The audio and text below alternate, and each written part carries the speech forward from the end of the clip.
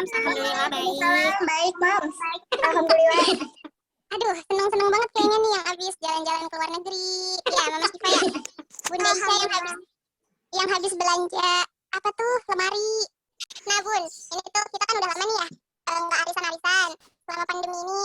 Nah, kemarin tuh ngeliat statusnya siapa ya? Mama Syifa. Itu kayaknya lagi investasi. Yang mana? Iya kan, ini baru tahun ini sih aku nyoba. Jadi kayak udah beberapa kali baca instrumen investasi yang kira-kira aman tuh apa. Dan akhirnya aku menjatuhkan hati ke sukuk gitu, Mam. Oh, Masya Allah. Tapi ya, ribet, Bun. Ribet nggak sih, Bun? Iya bener tahu, itu tuh ribet. Kalau aku sih mendingan ikut asuransi, lebih terjamin di hari tua nanti, tau nggak? Kayak aku udah lama sih ikut asuransi, udah terjamin gitu, daripada ngurusin sukuk sama obligasi ribet. Mana mau mikirin tenornya juga kan.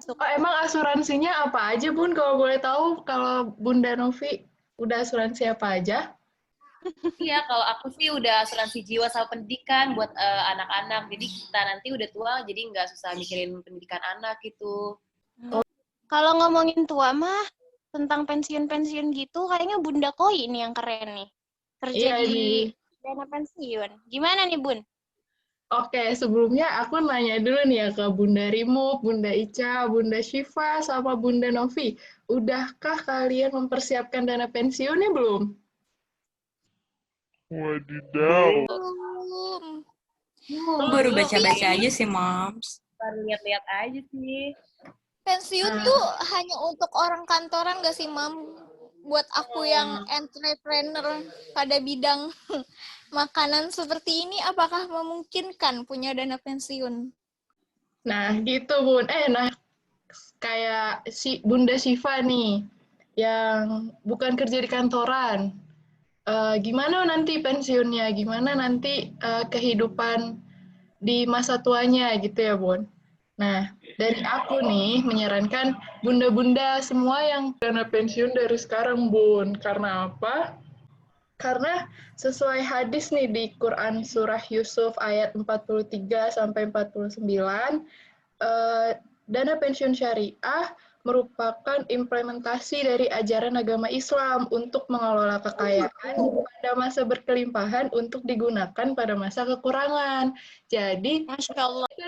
supaya kita nggak harus terus-terusan bekerja sampai nanti kita udah fisiknya udah Lemah gitu ya, Bun. iya, udah jenuh juga sama pekerjaan, terus udah repot ngurus anak. Nah, kita bisa mempersiapkan dana pensiun ini dari sekarang untuk kejayaan di masa tua nanti, Bun, supaya tidak kekurangan gitu loh, Bun. Tapi Bun, gimana nih kalau menurut pandangan Bunda Ica? Bunda Ica kan biasanya suka ngeluarin dalil-dalil gitu ya, Bun ya? Iya nih, Gimana nih, Bun? Bunda Ica. Iya, aku lagi baca-baca sekilas balik gitu, Bun, tentang dana pensiun syariah itu. Jadi aku sekalian mau share nih sama bunda-bunda sore hari ini. Ya, kita sama-sama tahu gitu loh, Bun. Wah, mantap. Apa tuh, Bun? Ini hadis Rasul yang bersabda kepada salah satu sahabatnya. Pergunakanlah 5 perkara sebelum datang 5 perkara. Kalau nggak salah itu juga dijadiin lagu kan, Moms? Masjid ya, Bun ya? Iya, Iya. tahu. Iya. Tuh lagu. 5 perkara. Yang pertama itu ada sehatmu sebelum sakitmu. Terus mudamu sebelum tuamu, kayamu sebelum miskinmu, waktu luang sebelum waktu sempit, dan yang terakhir hidupmu sebelum matimu. Nah, itu tuh sebenarnya kelima hal tadi itu berkaitan banget dengan persiapan dana pensiun syariah itu sendiri, Bun. Mantep. Aku mau jelasin dulu nih. Bukan jelasin sih, sharing aja biasa lah. Kita santai aja ya, Moms. Kegagalan dana pensiun itu tuh ada beberapa hal yang menjadi batu sandungan kita dalam nanti untuk mengurus dana pensiun syariah itu.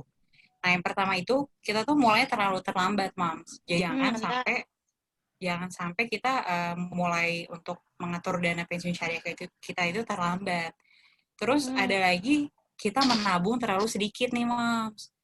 Terus yang terakhir, kita menginvestasikan terlalu kolot. Bedanya tabungan dana pensiun syariah sama biasa yang nggak syariah itu apa, Moms? Dana pensiun syariah menggunakan akad yang sesuai dengan syariah tentunya. Nah, sebagai contoh nih, iya pasti, akad dari DSN MUI. Nah, Fatwa DSN MUI nomor 88 tahun 2013. Itu ada di situ, Bun, akad-akad dari dana pensiun syariah. Nah, yang kedua, dana pensiun syariah ini hanya diperkenankan untuk melakukan investasi di instrumen investasi yang tidak bertentangan dengan prinsip syariah.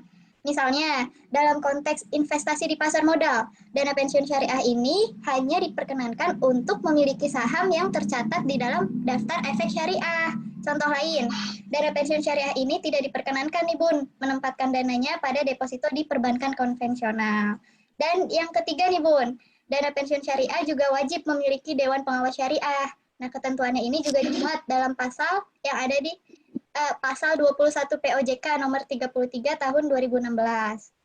Jadi, kedudukan DPS ini sangat penting sebagai instrumen kelembagaan untuk menjaga penyelenggaraan program pensiun syariah agar tidak melanggar prinsip syariah. Jadi, dana pensiun syariah ini aman banget nih, Bun, buat kita-kita yang mau menjalankan program program pensiun syariah supaya masa tua kita terjamin aman dan sejahtera, Bun.